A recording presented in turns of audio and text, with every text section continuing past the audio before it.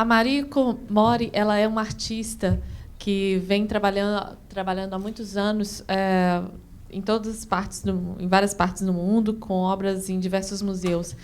Ela ganhou reconhecimento internacional com uma instalação que realizou na Áustria em 2003, e, a partir dessa instalação, ela desenvolveu trabalhos que integraram a Bienal de Veneza, entre outras mostras internacionais importantes. Ela tem obras nas coleções do Guggenheim, do Pompidou,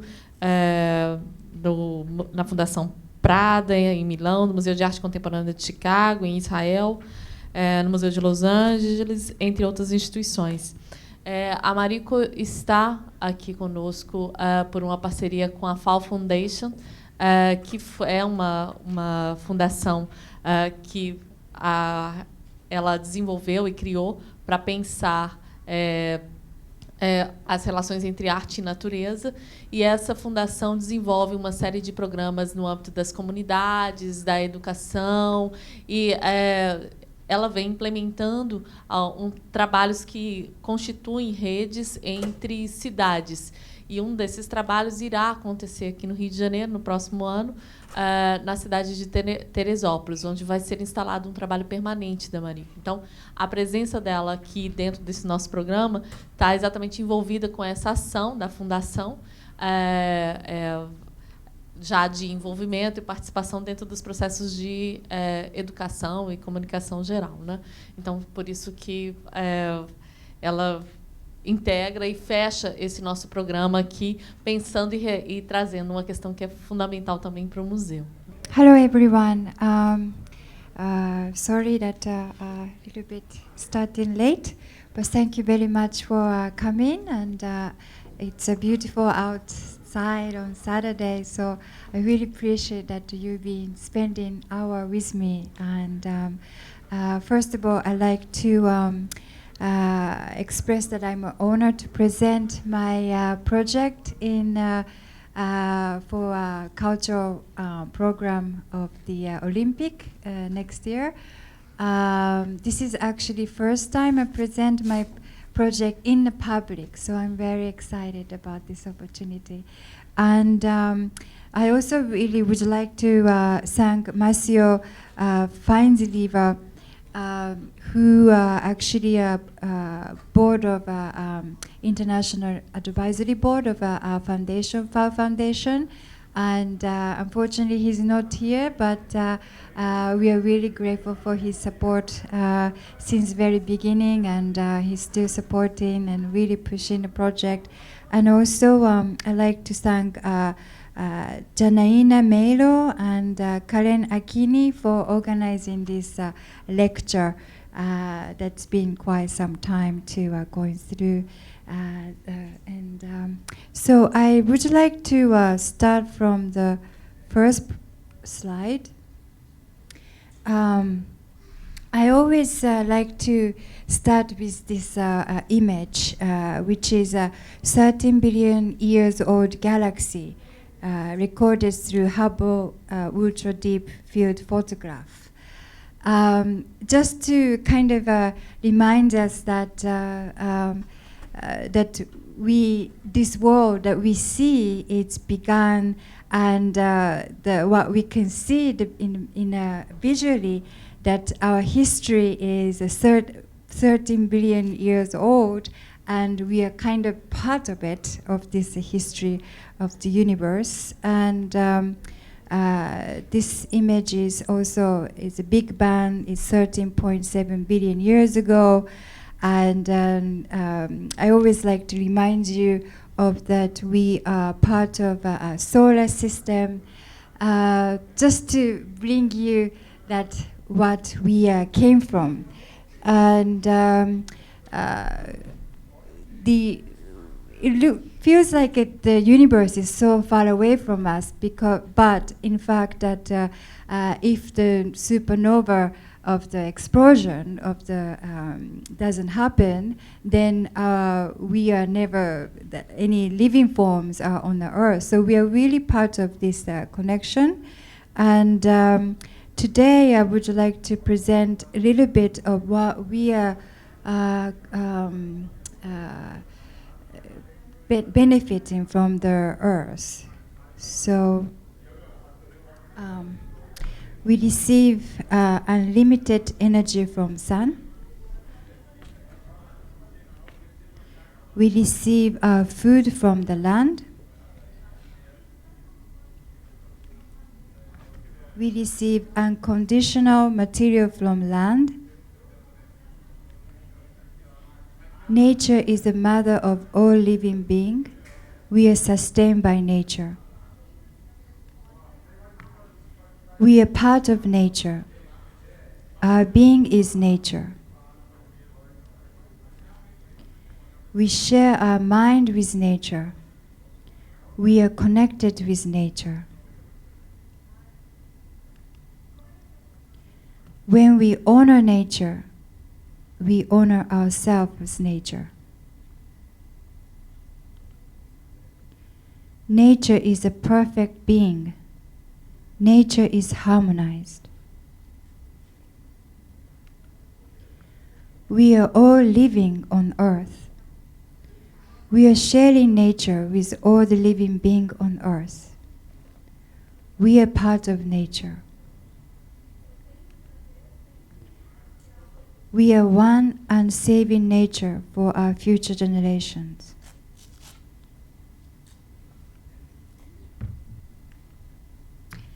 So this image is showing that the 7 million years ago, the chimpanzee and human made a separation and become hominin, and what we see is hominin is this one.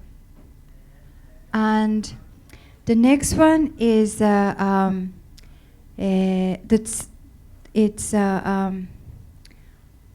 one is Australopithecus and Homo habilis and Homo erectus and Homo sapiens. So the beginning was, it's our really remote ancestor. I don't know if we can really call it ancestor, but the beginning was that it's 7 million years ago. We kind of separated, we wouldn't say separated, but emerged from the animals to Homo. But our roots are from the animals. And Homo sapiens, it's only evolved 200,000 years ago. I wouldn't go too in details, but the roots are from, this is Tumai to Lamidas and Australopithecus and Habilis, Erectus, and Homo sapiens. So there's many different species between, but we kind of managed the line to Homo sapiens. The next one is that I really wanted to share with you is that we all came from Africa. And this is, the red mark is 170, 130,000 years ago. And we began from the Africa and then spread it into the world. It's a little bit funny map, but this is a, okay, so this is South America. So we came like this, some came to Asia and reached Australia. This is 70 to 60,000 years ago. And to the South America, 15 to 12,000 years ago. The other slide, which is, it's telling you the mitochondrial DNA stem, the recent research, the discovery was that came from one woman from the Africa 150,000 years ago. So that's how the research, and this mean is that our first mother came from Africa, and we are one family trees. I really like to really remind that we are actually one big family.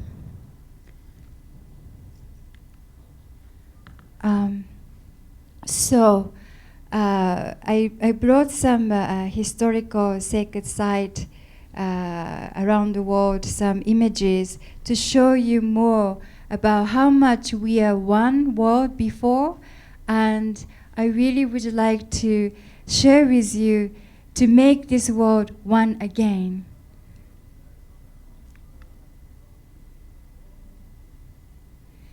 So in 2003, I started to research prehistorical culture and then visited many archaeological sites. And just it's a clear evidence that our remote ancestors are really honoring nature and connected with the nature and deeply rooted in the nature. Sorry, I just made. So this one, it's a New Grange. It's 3000 BC, and it's receiving a winter solstice sun in the morning from the entrance. That light is coming through it into the chamber. This one is in Orkney, Scotland, and again it's a winter solstice sunset. The light is coming through this chamber also. This is a stainless steel, a stainless standing stone in Orkney. And this one is the Oyu stone circle in 2000 BC. This is a line with two stone circles in the equinox during the sunlight. People doesn't know very much about the prehistorical site in Japan, but we have all over in Japan from quite north to the middle of Japan, Yamanashi Prefecture. So this is a dwelling 3000 BC to 1000 BC. Also, this dwelling is facing a winter solstice sun, so that the winter solstice sun is coming into the house. Equinox for Stonehenge, England, 3000 BC. Pyramid of Giza, Egypt, 2400 BC. Teotihuacan, Mexico, 100 to 250 AD. I was inside.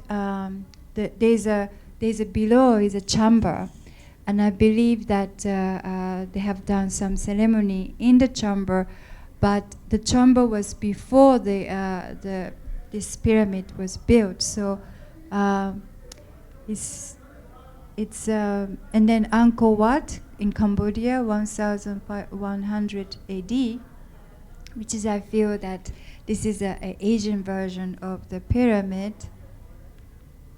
And Aftongariki, Easter Island, 1250 AD. This has a quite mysterious ideas around it, but it's kind of there's a many history which these statues are really facing their ancestors. So the tradition is to honor their ancestors. Machu Picchu, Peru, 1250 AD. And then I brought some slides of how I interacted with ancient civilization.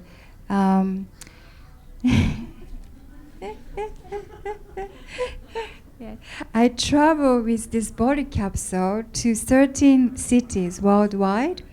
And I began this series called Beginning of the End in 1995, and I completed in 2006. And the work idea was connecting East and West, and also linking past, present, future. So you see, it's year 2000. That's myself. And So this is a kind of took picture with a 360-degree camera. At the time, we don't have a digital photography, so it was quite difficult to really manage the machine to go around 360 degrees in order to capture all. This was in Tiwanaku in Bolivia, year 2000. This is actually quite interesting as well. This is the sun gate, that you will have the sun coming from this gate. And Teotihuacan, Mexico, 1997. Angkor Wat, 2000. See? And this is how I presented. The front one is all ancient civilization, and the center one was a present city and future city. I have done actually in Brasilia, but I didn't bring a slide this time. Now, this is another work that I was inspired by prehistorical culture. And this one is called Primal Memory, 2004. And it's hard to see it, but there's a mask right here that I casted directly from late Jomon mask of 1000 BC. And this one, it's called Flatstone in 2006. And here it's also direct cast from the important treasure of Japan of the date of 2000 BC. I was really trying to producing this work in order to understand the aesthetic and kind of trying to feel the meaning behind of how prehistorical people were putting a stone together, because every time I visit the site, all different sites, but clearly has very different value and aesthetics than modern culture like we are in. It looks like a little more chaotic and chaos, but at the same time you see the harmony is almost like reflecting what the nature is, and feels that the prehistorical people had a true sense of how nature is interacting, and really sensitive about how the season and how the nature surrounding them and so on. So for sure, really by visiting is trying to understand what the feeling, and from the feeling trying to kind of evoke my own sense of something to be rooted with nature. And this is a work that installed in Benesse Art Site in 2010. The work was produced in 2006. This is about 3.5 meter. It's called Tomnafuri, and this work is connected to Super Kamiokande, and every time they capture the neutrino, which is when they capture neutrino, it looks like this. It would display into my work. So there's a different kind of neutrinos: a solar neutrino, an atmosphere neutrino, and supernova neutrinos. The solar neutrinos happen 15 times a day, so you get to see this ring 50 times a day. And when a supernova neutrino happens, it would be like this. But the supernova explosion, it's only happened once in 50 years to 100 years. So I used the simulation data, which were physically captured in 1987. So now I would like to kind of introduce the first project of FAOU Foundation that we began with Miyako Island in Okinawa, Japan. So I brought some video and I will share with you.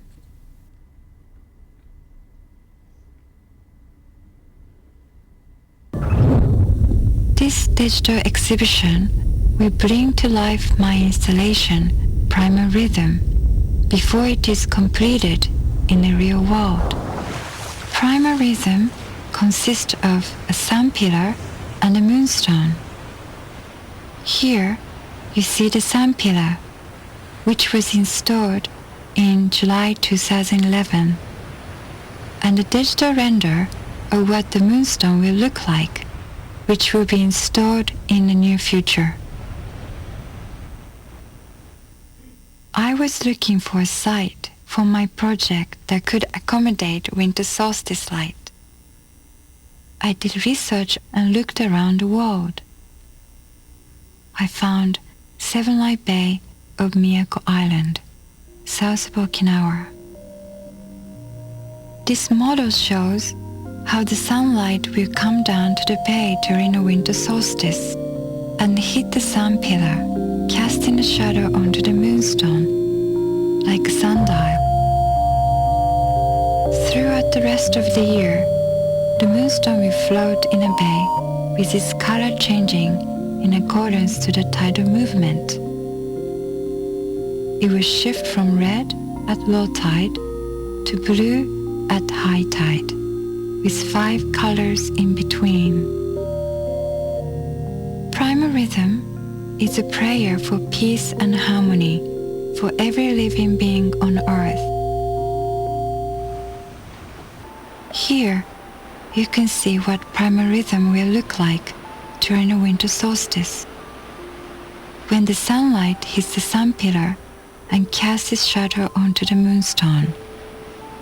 From the beginning of time, the sun of the winter solstice has been believed to be a symbol of rebirth. This work is designed to unite the celestial and terrestrial. It will be a lasting testimony that pays respect to the natural beauty of our surroundings on Earth.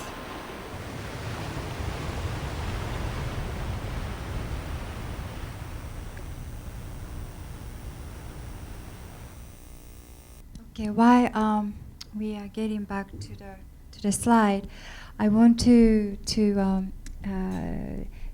you the background of this project.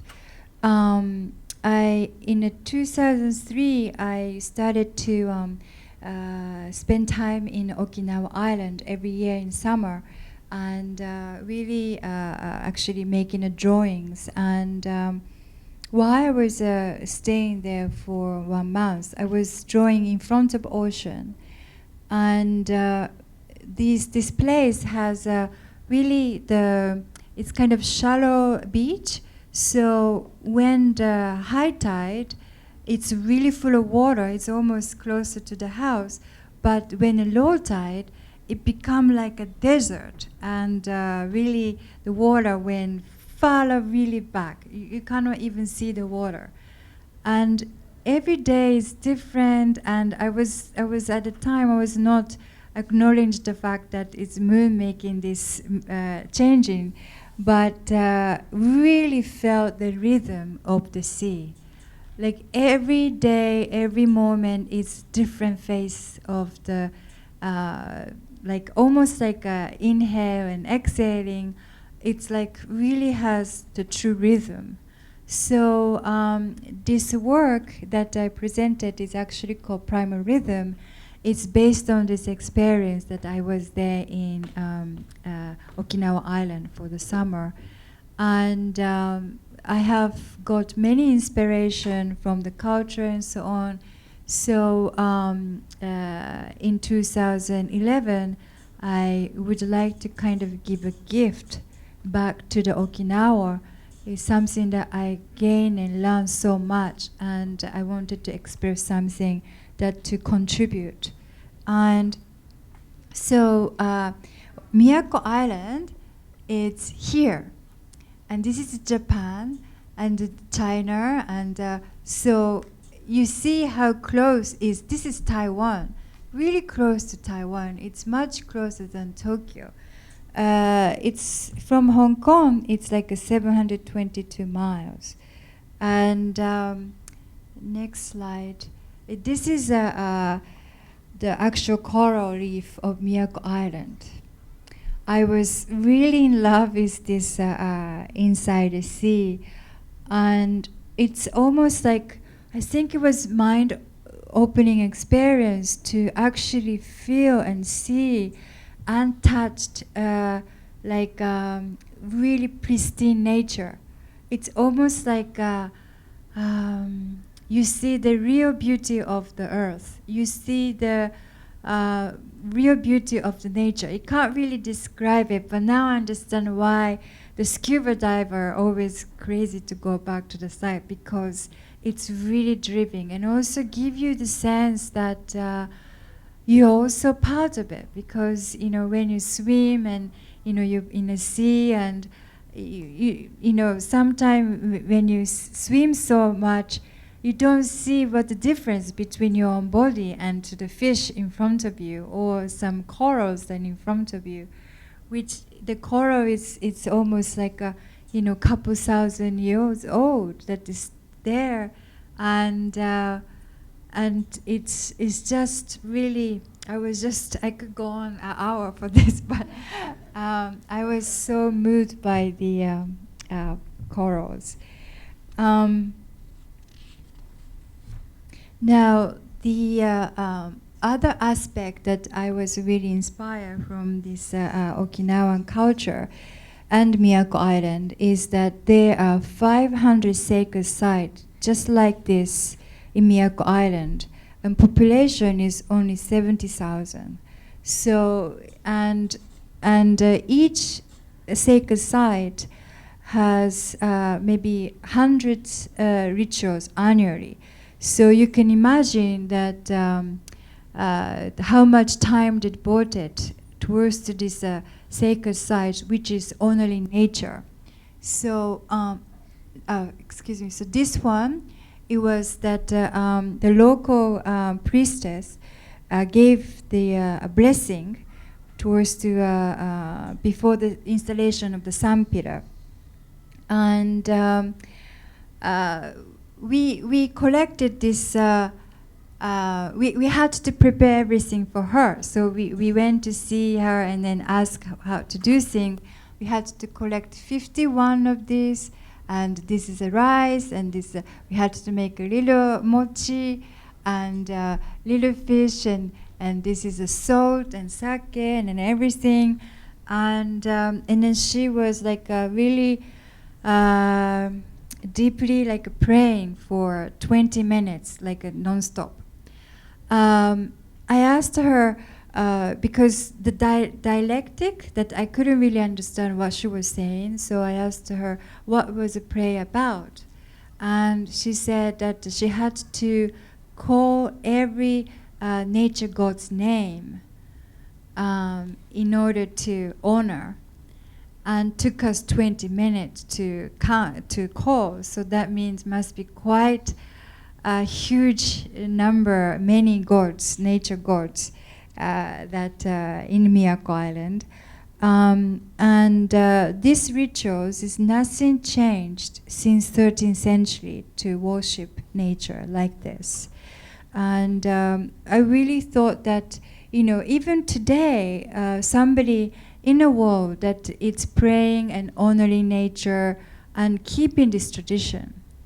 And I thought that perhaps that the nature in Miyako Island was well preserved, like a so beautiful coral, because those people around the nature is actually make sure that the nature is stay as it is, and also the people are praying and people are honoring, and that seems reflecting. And so I thought that something is a key for the nature to be sustained.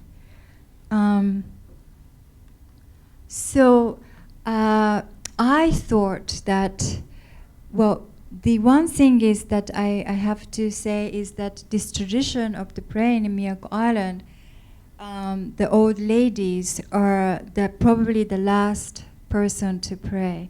Unfortunately, the modern lifestyle doesn't allow younger generation to inherit this tradition just because there's a certain rules that cannot justify or modify to the modern lifestyle. For example, those ladies in not Miyako Island, but much even smaller island, who are the position of the priestess, cannot leave the island all her life because once she's in this position. So, you know, it's quite difficult to maintain. You can imagine 100 rituals annually. Like you can't really go to supermarket for do some shoppings, or you have to really think about, you know, praying for these nature gods. So I thought that art can be, I wouldn't say a substitute, but art could play some roles to kind of keep this tradition in our contemporary society.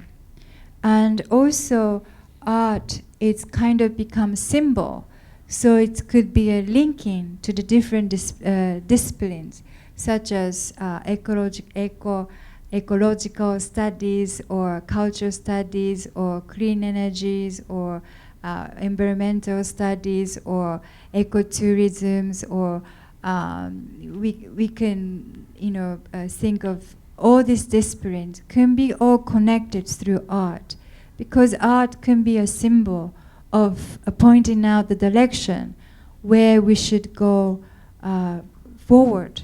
And art can really make connection from younger people to older people. Or art is a language that doesn't have boundaries. We don't have linguistic boundaries. We don't have cultural boundaries. We don't have nationalistic boundaries. We don't have political boundaries. Art is free, and art can connect everybody in the world. And art can be a symbol of connecting with nature once again. So that was really the idea that came to my mind to start FAOU Foundation. Now, in a FAOU Foundation is a charitable educational entity, and our first educational program was the inviting a high school student of Miyako Island to visit contemporary art museums inside. And this one is called Benesse Art Site. And Benesse Art Site, where has a great many collection of installation and site-specific art. And so they went to visit this is a Liu Fan Museum, and this is it's a during a Trinale, so there was a many young artist installation, outdoor installation as well. So they're having a good time. And after they came back, actually a couple months ago, they reported to the local community of showing what they saw in the Benesse Art Site, but also nobody asked them, but they made a map of their own island with a future dream art project. Even a high school student. So, but they included some people right here, but they did all this kind of the artwork that they like to, you know, I thought that they were quite inspired, and they thought that art could really do, and so that's how we continue to do. So this is a site of Miyako Island. I was really falling in love with this place, and I hope you will feel the same. This is from the shot from the above. As you can see, the form of the Seven Light Bay, it's almost like an open shell. And this is when we installed the sun pillar. We really wanted to do less impact as much as possible for nature.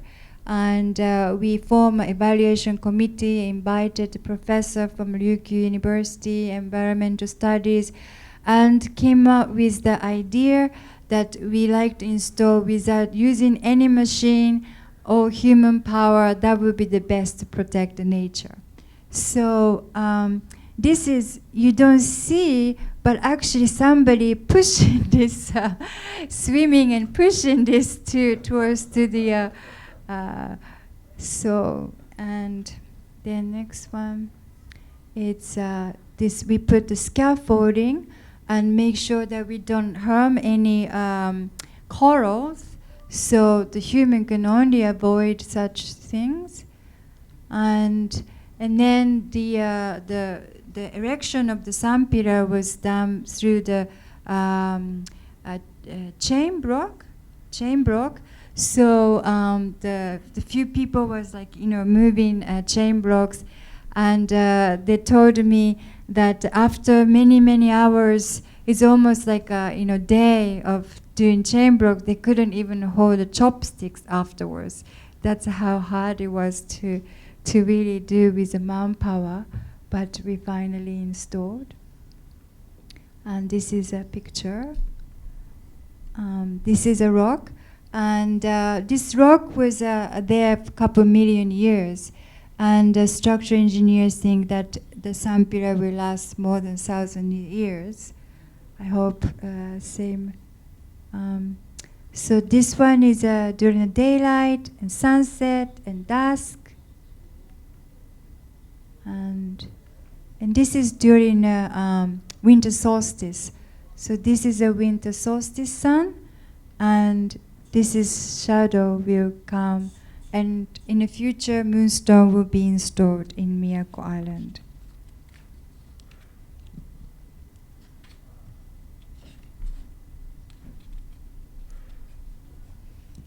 Okay. So now I talk a little bit about how I was introduced to Brazil. In year 2000, I actually came to Amazon and visit in Amazon forest, and also visited indigenous people and so on. But really, my first introduction to Brazil was in year 2011. When I had exhibition at the CCBB in Brasilia. The solo exhibition called Oneness was traveling from Brasilia and to Rio de Janeiro. With this work, main work was Wave UFO, and there's it's kind of like a little retrospective exhibition.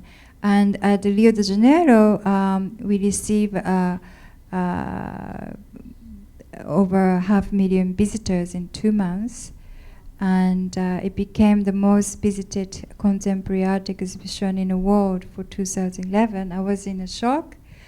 But in Brasilia, I already had the mind of doing a project in Brazil. So I went to see Minister of Culture and show the project of Seven Light Bay, the Miyako Island.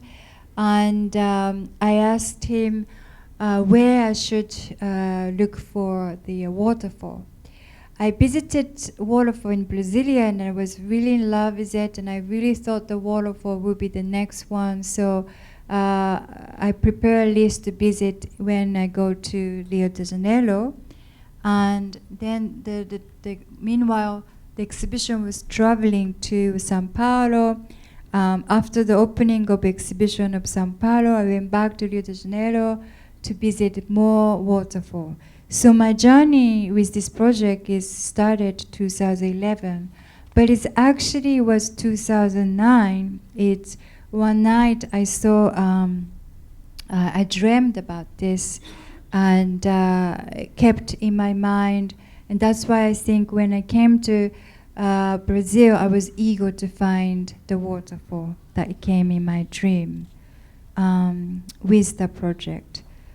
So FAOU Foundation is funding and organizing the project.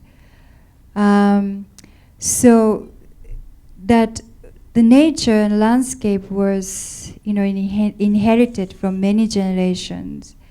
And FAOU's mission is to share the idea that art could inherit the ancient tradition of honoring nature, and we will be dedicating a site-specific monument per continent to exhibit our respect to the natural surrounding. So the idea was the FAO's ambition and mission is to install all 6 continents. Again, we were one word before, we want to make one word again, we want to share the oneness, concept of oneness, and also bring environmental awareness, and really to connect our world and to honor each character of the nature on the earth. So this is really our mission, and to really unite the humanity and nature once again. So as a part of a culture program of Rio 2016 Olympic Paralympic, ring will be installed over the waterfall of the Regenze. And I believe that Olympic 5 rings is really representing world peace. And also the 5 rings are representing unity of all the ethnics, and also the unity of all the nations. And I really thought that we would like to add 6 rings to honor nature, to unite with the nature. So that's the concept of this oneness ring. So here is a treasure waterfall. It's in Petopolis. I'm sure you know better than I do, but it's 100 kilometers from Rio de Janeiro. I was just told that maybe there is a quick car ride, that the bridge that will be happen from the city of Rio de Janeiro to Petopolis. So we may able to visit there much faster than usual. And here is the actual site. This is the entrance, which is here.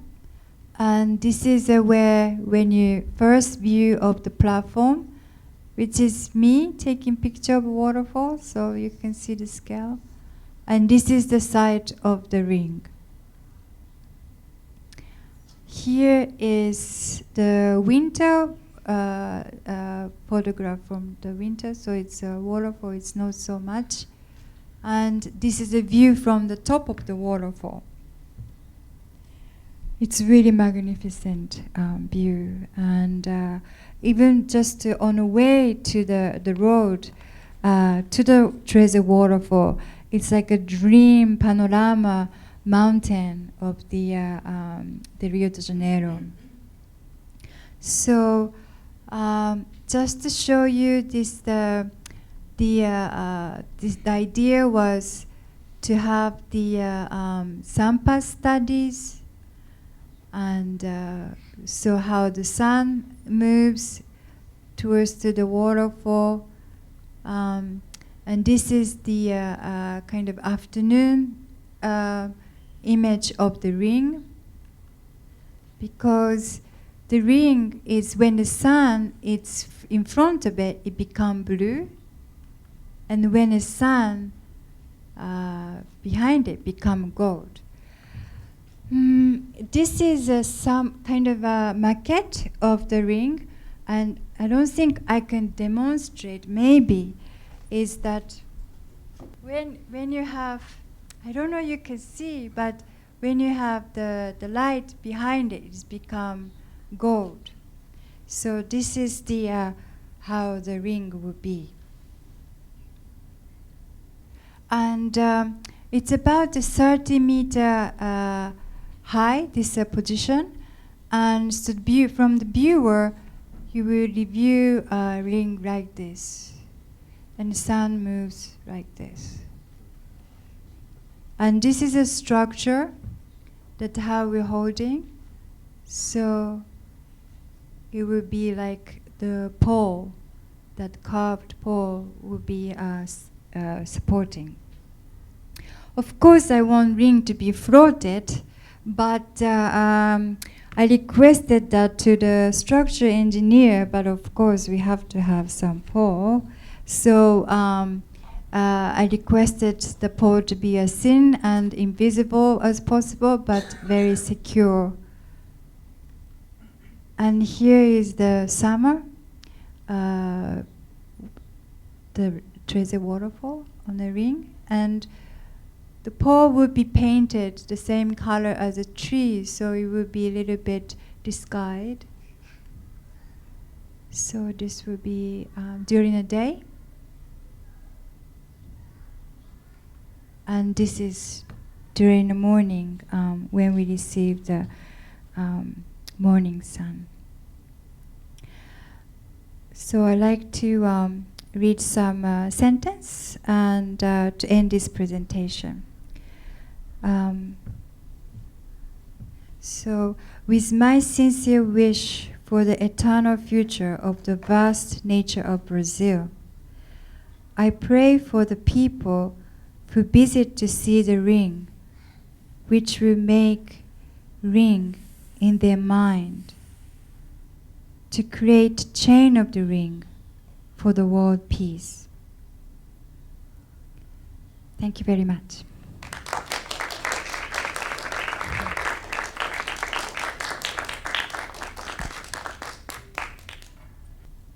Bom, eu vou abrir para perguntas e comentários da plateia, mas antes de abrir, eu gostaria de fazer um comentário. Já escuta bem, Mariko? Sim? Já escuta bem agora? Porque tanto ontem como hoje nós tivemos várias discussões aqui em torno de algumas palavras que foram muito importantes, como comunidade, como economia e energia circular, como a urgência de mudar determinados conceitos. Mas algumas questões me chamaram bastante atenção, e eu vou retomar uma fala de ontem para também tecer um comentário com esse fechamento do nosso seminário, que foi uma fala do Observatório Móvel, quando falava que a nossa relação com a natureza é uma relação de troca de energias, porque é urgente sair da condição daquele sujeito que pega o alimento no supermercado e desconhece todo o processo que está envolvido com a produção daquele alimento, desde o momento de plantar, de escolher a semente, de plantar, de ver essa planta crescer, se transformar num fruto que vai ser ingerido. E o quanto é fundamental se reconectar com esses processos, porque se alimentar é uma celebração e é uma troca de energia, na medida em que compartilhar de todo esse ciclo, no momento que você come, você assimila a energia desse alimento e como que celebra, quase que como num ritual mesmo, toda essa experiência dessa energia que circula na natureza, pensando no homem como um agente integrante na natureza. E é absolutamente estonteante e causa um deslocamento perceber como que no seu trabalho você nos convida a nos conectar não apenas com essa energia, mas com toda a energia que conforma o cosmos. Então, assim, pensar nessa relação que se dá a partir do seu trabalho com essa relação com o alimento de ontem, eu acho que é muito interessante.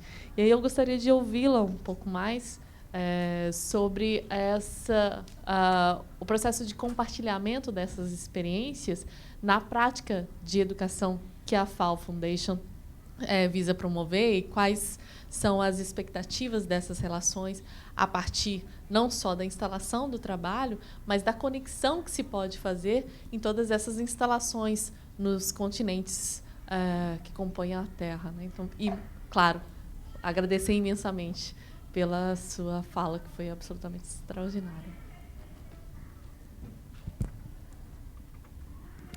Thank you very much for the comment.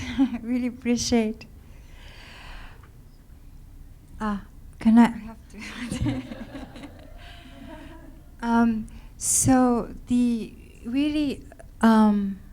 what the FAOU would like to do is, in terms of educational point of view, is that it's evidence that our remote ancestor had this tradition to really honor nature, and somehow our modern society doesn't really purely inherit that. And but really, I think through contemporary art, we could perhaps inherit this tradition, but it's not only this, but it's also embrace their traditional culture. So, for example, the example of the Miyako Island was that we are hoping that this high school student visiting and learning about language of contemporary art, and eventually they can express themselves inheriting their own traditional culture, connected with the nature. So their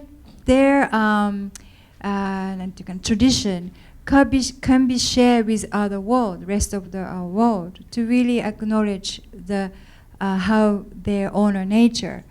And I hope to also see this in Brazil as well. We are trying to team up with a Brazil Foundation and trying to team up with NGO in Petropolis to see if the children and the students can be exposed to the contemporary art and use the language of contemporary art to promote the, for example, environmental awareness, or promote or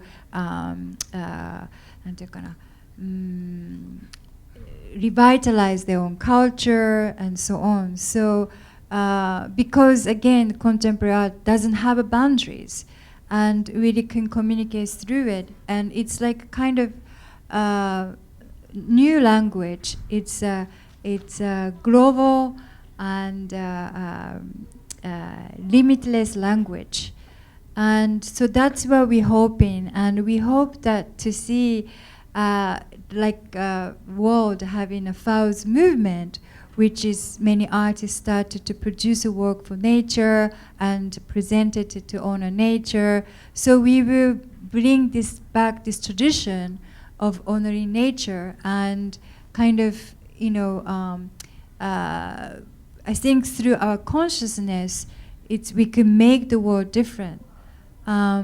Everything in reality all came from our mind. So if our consciousness is changed and if our mind is changed, our reality will change too. So we're hoping that our future generation will remember all this and, make a bridge between traditional culture to contemporary culture through art. So that's what we are hoping to achieve. I try to speak in English. I just write.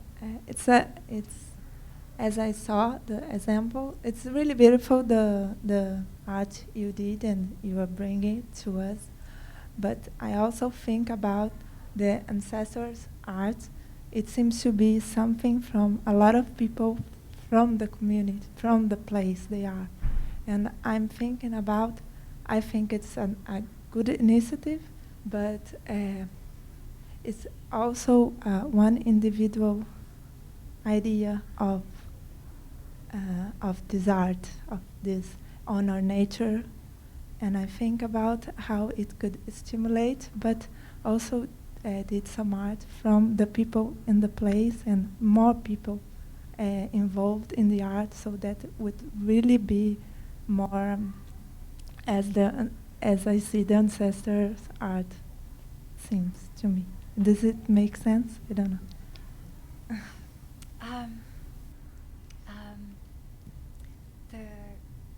The question was the question involving how do you think about you're doing an art that is only your vision, you're doing it by yourself alone. Yes. And I don't see, I see that it will honor more, it will be really an honor place if the community will be involved. Yes. Will be doing more people with you from the place, I think. Yes. Not just bring something and put there, you understand? It shocks me a little bit. Yes. That's why the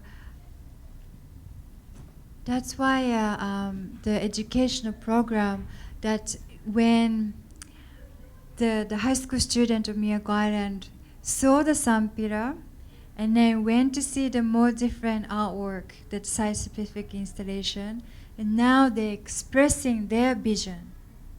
And I think the work, it's like a sample, like, yes, you can do it, and this will make a change. Then if the sample is there, it's encourage local people to do it more, and they can have different kind of, art installation in a village with their that's we hope to see. So it's nice that it comes with visualization. Yes. Não, eu só ia complementar, porque por acaso eu sou do Conselho da Brasil Foundation. O que eu ia dizer para vocês, eu sou do Conselho da Brasil Foundation, eu acho que uma das coisas mais interessantes desse projeto, achei muito interessante o seu ponto, que normalmente esse tipo de construção é uma reflexão do povo local, né? E é um trabalho comunitário. Então, como é que a gente tem, de repente, uma artista vindo de outro lugar, de outra cultura, sozinha, implementar isso? Mas eu acho que é justamente disso que a gente precisa. E isso vai gerar... O legal desse projeto, que me encantou, é como isso vai... A primeira coisa que a Mariko pensou foi como envolver jovens locais na produção e participar todo mundo desse processo criativo mesmo.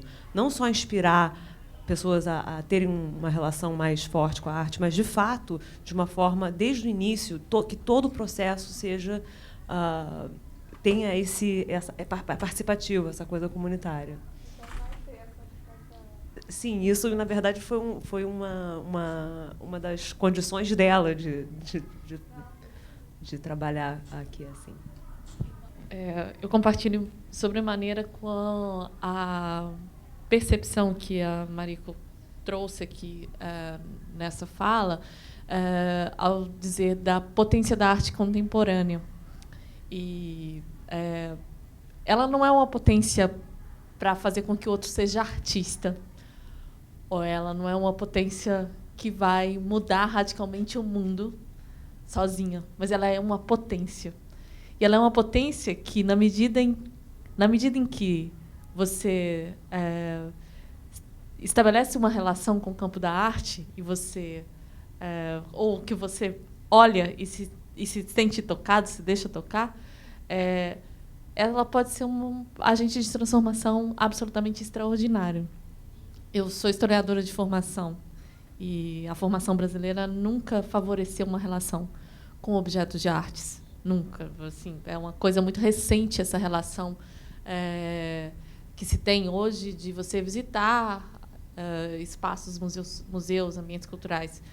E eu vinha de uma comunidade em Minas em que a relação com o âmbito da cultura não fazia parte do meu cotidiano, definitivamente. Essa não era a prioridade, porque existiam outras prioridades mais urgentes. E mesmo na universidade, o meu contato com arte era absolutamente muito restrito, porque eu fazia história e no âmbito da história, a experiência artística ela era apenas um documento que ilustraria o fazer da história. Então, não fazia parte da formação do historiador, por incrível que isso possa parecer, apesar de estar sendo gravado, né? Mas não fazia parte da formação do historiador ter uma experiência com arte. Mas, por sorte, eu fui trabalhar com uma professora de História da Arte e eu tinha que trabalhar numa mesa virada para uma parede na qual tinha um trabalho de um artista, que eu não conhecia, não sabia quem era, não tinha nem a menor ideia do que se tratava. A questão é que eu olhava para aquilo todos os dias, 4 horas por dia, 5 dias da semana. E aquilo, numa dada medida, começou a me fazer perguntas sobre o que era aquilo, que me causava um certo estranhamento, um certo desconforto. Às vezes eu ficava muito feliz de estar ali diante daquela obra, às vezes eu olhava e achava queria ver outra coisa no meu dia. Mas me forçou a fazer perguntas. E esse momento foi absolutamente determinante. Me forçou a perguntar sobre o que era aquilo, a perguntar o que aquilo tinha a ver com a minha vida e a perguntar em que aquilo tinha relação com o que eu vivia na sociedade. Essas perguntas me fizeram pesquisar esse artista e descobri que aquela série, que aquele trabalho pertencia a uma série em que ele discutia a questão da Babel contemporânea. Era o início dos anos 90 e nós estávamos vivendo o advento da internet. Então, existia uma relação muito direta entre o que ele falava e com o caos e a situação dessa nova comunicação colocada pela internet. E aí, no momento em que eu investigo o artista, eu começo a ter uma relação muito mais clara, não só com a obra, mas o entendimento sobre o contexto no qual eu vivia, sobre a sociedade daquele momento e as transformações que estavam ocorrendo. E nenhuma experiência no campo da história, na graduação, me proporcionou uma relação com esse tempo presente como aquela experiência artística. Talvez esse possa ser um convite que uma instalação como a que a Mariko se propõe a fazer aqui, ou como a arte contemporânea nos move em alguma medida, para ter experiências com o mundo, para perguntar o mundo, para se perguntar nessas relações, né? E acho que isso tem uma potência de transformação. Para quê? Para o que a gente quiser. E acho que isso é extraordinário. Era uma pergunta, quando ela falou que a questão da arte, né, a gente transforma, é verdade. Mas, não sei, ela não está escutando. Mas, aqui no Brasil, a gente tem uma realidade muito diferente. Para começar, eu adorei tudo, porque a gente teve viemos dos meninos, como é que eles se chamam? Os dois, né, que trouxeram a questão da economia, né, uma visão europeia, e depois o outro, uma visão bem brasileira, carioca, né, de favela, que é uma realidade completamente diferente. E agora, o Oriente, uma coisa fantástica. Realmente eu fiquei assim impressionada. Eu fiquei assim, que maravilha! E ela trouxe uma questão muito impressionante, porque eu acredito na arte. Costumo dizer que a minha religião é a arte, né? Porque eu não tenho religião, é isso, eu acredito. Mas só que no Brasil eu tenho uma experiência que comecei lá na Europa, né? Onde passei 17 anos, né? Em Roma, levando a cultura afro-indígena às escolas romanas. E eu costumo dizer que as crianças europeias conhecem mais a cultura afro-indígena do que as crianças brasileiras.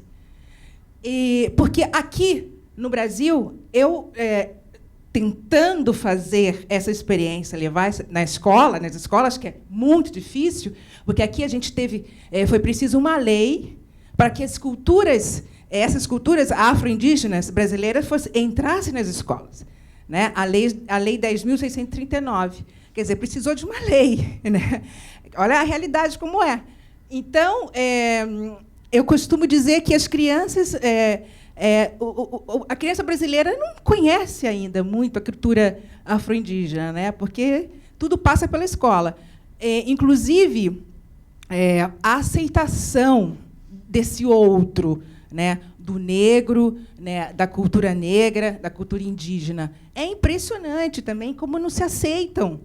As relações, como o menino falou, tudo vai pelas relações, né? Que não, então, quer dizer, perdi o fio da meada. Então, quer dizer, perdi o fio da meada. É difícil, a gente, né? Eu não tenho muito hábito de falar assim. Então, a questão da cultura, por exemplo. A capoeira, por exemplo, um exemplo, a capoeira, que é conhecida no mundo inteiro, ela não é aceita aqui nas escolas. Não se pode falar em capoeira. Tem escolas que a diretora proíbe. Por que proíbe? Porque diz que aqueles instrumentos de percussão, né, são coisas do candomblé, é coisa do demônio.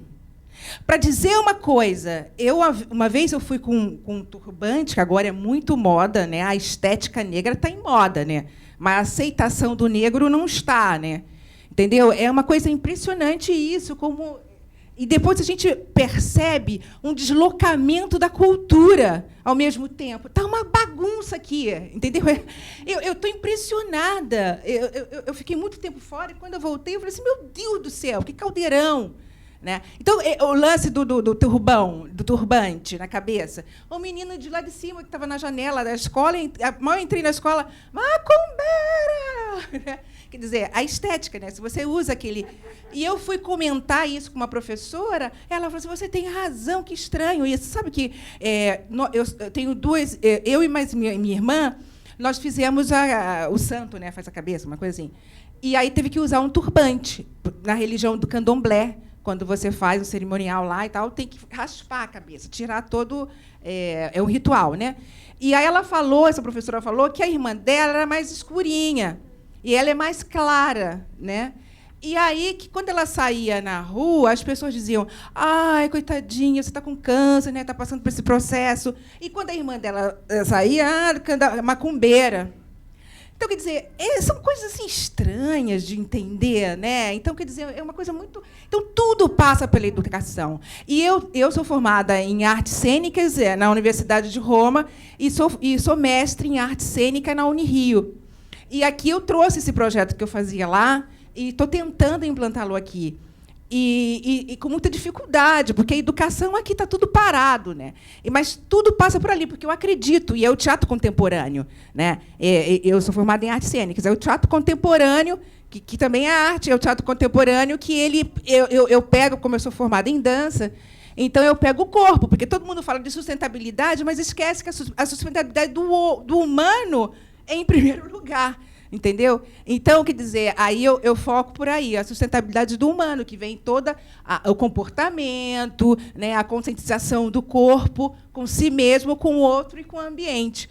Então, eu foco por aí através da dança. Então, é isso que eu queria só colocar, e essa dificuldade toda, que a gente tem que desconstruir o que nos construíram, né, e descolonizar, porque ainda vivemos num país colonialista, entendeu? Então, devemos nos descolonizar, porque realmente ainda é uma colônia. Nós, aqui no Mori, a gente somos parceiros e queremos pensar esses processos educacionais também, né, a partir disso. Pensaremos. Não, com certeza, com certeza. Bom, pessoal, a gente queria agradecer muito a presença da Mariko, né, que veio especialmente para essa palestra, que foi muito interessante. Muito obrigada a todos vocês. E a FAOU Foundation também, né, grande parceira nossa aí.